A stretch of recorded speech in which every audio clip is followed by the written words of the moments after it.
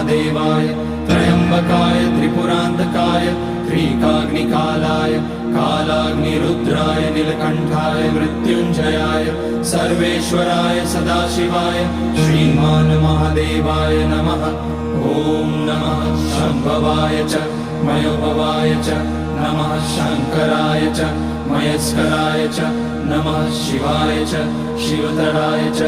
ओम त्र्यंबकं यजामहे सुगंधिं पुष्टिवर्धनम् उर्वारुकमिव बन्धनान् मृत्योर्मुक्ष्यमामृतात्।